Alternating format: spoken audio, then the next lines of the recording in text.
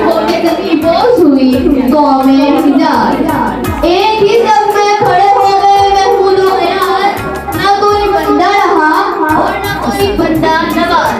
बंदा वो साहिब वो मिला जो कहीं एक हुए, तेरी सरकार में पहुंचे तो सभी एक हुए। इस कदर तुम में गिरा सुखी बेदारी है, हमसे कब प्यार है हाँ नींद तुम्हें प्यारी है। तब आजाद पे कहते रमजान बारी है, तुम्ही कह दो यही आईने वफादारी है। कौम मजहब से है मजहब जो नहीं तुम भी नहीं, जज्बे बाहम जो नहीं महफिल अंजुम भी नहीं। मनफियत एक है इस कौम की नुकसान भी एक ही सबके नबी सल्लल्लाहु अलैहि वसल्लम भी ईमान भी एक, हरम पाक भी अल्लाह भी कुरान भी एक।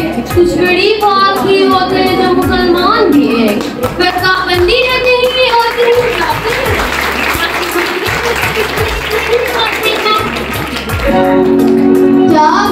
इस बुलबुले तन्हा की नवा से दिल हो, जागने वाले किसी बांगे दरा से दिल हो। यानी फिर जिंदा नई ऐसे वफा से दिल हो, फिर से बात आए देरीना के प्यासे दिल हो। अदमी खून है तो क्या मैं तो हिजाजी है मेरी, नगमा हिंदी है तो क्या ले तो हिजाजी है मेरी।